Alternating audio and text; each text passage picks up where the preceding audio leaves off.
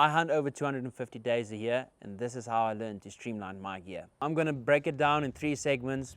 1 being my bow, 2nd my Bino harness, and 3 my little backpack. First of all, my bow setup, my RX9 Ultra set at 81 pounds and 30 3/4 inch draw length. It's spitting. I will say this has been one of my favorite bows I've ever shot. Sit well in hand, it's quiet, it's freaking fast for a long axle to axle bow, and just like the draw cycle.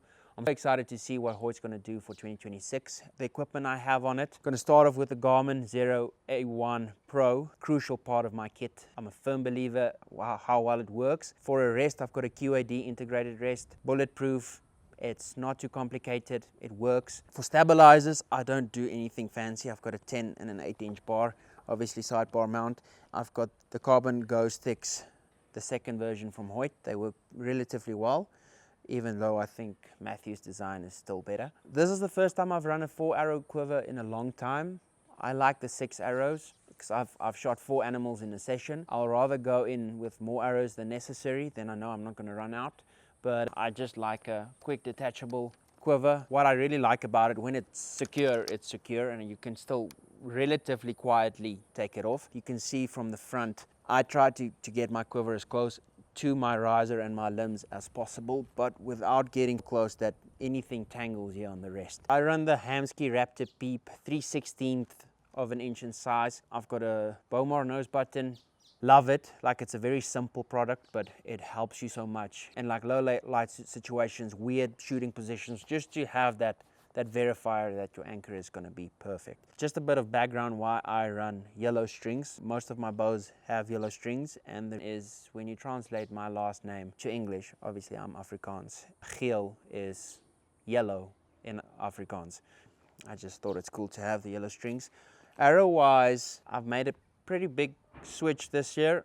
I am now shooting the Victory Vap DKO's 175 spine. Incredible stiff arrow, really thick carbon layer, tough as nail arrow. I will say there's been situations, massive giant forest hog fell on top of an arrow sticking out. I thought for sure it was gonna break, and it was perfectly intact. I run a 50 grain inside outside system. I recently tried the Alpha or the Bowhunting Alpha vanes. I really like them. I went back to a 3 fletch. I'm not opposed to still shooting the 4 vein tack vanes. I've had great success with the tacks. It's just they're a little bit too stiff in my opinion. Like when they press against, they fold, you know, and just they stiff. With the speed my arrows go through animals, I rip off veins just passing through animals. But these have been very good. Buddy of mine, Callum Menthley in SA, he makes the kudu wraps. Just makes for a really pretty arrow, and it matches with my yellow strings. Halo Nock is the best lighted nock I've used on high poundage. I've had problems with nocturnals just snapping right off when they hit the animals. I think, you know, they're just not made for 80 pounds and my draw length. All in all, with a 100 grain beast broadhead, this is the 2.3. It's a 565 grain arrow. I only shoot a 100 grain beast on my normal setup. Massive fan of the beast, and just had great success with them far. I mean, I've shot almost 100 animals with them. Very sharp, penetration is great. I did recently try 150 grains on this specific arrow, which pushed my arrow weight to 616 grains. And at 616, I was shooting them at almost just shy of 280 feet per second. These arrows go just shy of 300, which for a 565 grain arrow is not too bad. Without a doubt, one of my favorite platforms.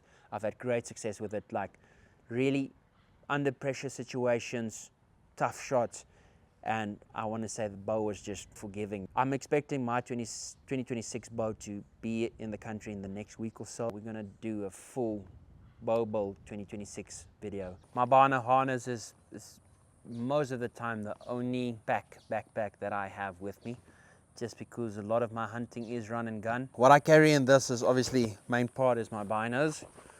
I either run the Swarovski 10x42s EL ranges or the 10x32s, just depending on the type of hunting. In my opinion, this is the best optics money can buy. It is unfortunately very expensive, but I really do believe if you're going to look after them, they're going to last a lifetime. They just returned from the factory in Austria. They did this whole casing brand new, replaced all the lenses. This is basically a brand new set of binos. They've got a built-in rangefinder, which helps. It's a lot more accurate than a little handheld, especially with the magnification. It helps. On the magnification, 8x42s, 8x32s, they're usually lighter, smaller, But I really do believe that for Africa, if you're going to have one pair of binos, I think the 10s are definitely the way to go. I always run my main release this side, obviously silverback, knock on silverback plus. Bulletproof, love this release. I can shoot it really well, which is beneficial. Depending on what I do, recently if I'm alone, I've got this Insta360 X4 I think in my pocket. Really nice POV camera. We've captured quite a bit of cool footage with it in this recent year. Big fan of it. It sits nicely in one of these side pockets. Depending on where I am, I'm either going to have the Garmin InReach Plus or my backup release in my front pouch. There's measuring tape here as well, and depending on where I am, it's going to be either one in the front pocket. This is one of the best little tools that I've got. They recently came out with the InReach Messenger Plus, and the cool thing is it connects to your phone. I can send a text to my wife any place in the world, the deepest, darkest jungles of Africa. I can send her a voice message, I can send her a picture, which has certainly made my life a lot easier. Just being able to communicate with her throughout the day without Wi-Fi in camp or at the lodge, and this thing will pick up the satellites or the network they use any place in the world. Really big plus. It's small, light battery, lasts forever. Usually when deep dark Africa, I've got this with me. I run a UV thumb button as a backup. If it's not in the front, I'll have it in one of my side pockets on my pants. All in all, this harness, Bino harness, is really comfortable. Just like the company, like the people behind the company, they make really quality products. Like I said earlier, this guy is in its 4th year, and I mean, seen over 1,000 days in the bush. They've got a few cool attachments which I don't have here now. They've got a pistol holster to attach down here, or they've got bow hangers that you can attach. That's just basically on those hunts where you do a lot of glassing. You can just hook your bow strings to that and your bow will hang underneath your chest. You don't have to put it on the ground the whole time. I have it, I don't use it as much, but this is a harness. Everything that I need on an everyday hunt is on my chest. It's not too heavy, it attaches pretty easy, and like I say, this thing has been bulletproof. It's going for its 5th year, and I use it basically every day. Really great product. The coolest aspects to this specific Bino harness is that it's got a magnetic enclosed top. This is really quiet. You can open this up. I had a Kuyu one before this and it just squeaked. I mean, the animals never heard it, but it bothered me. They close actually really nicely, and if you don't have anything in this front pocket that's big, they actually have a magnet on the bottom here as well. Now it's going to stay there, which is pretty cool. It closes super quick, really silent. You can do it one hand, which is beneficial.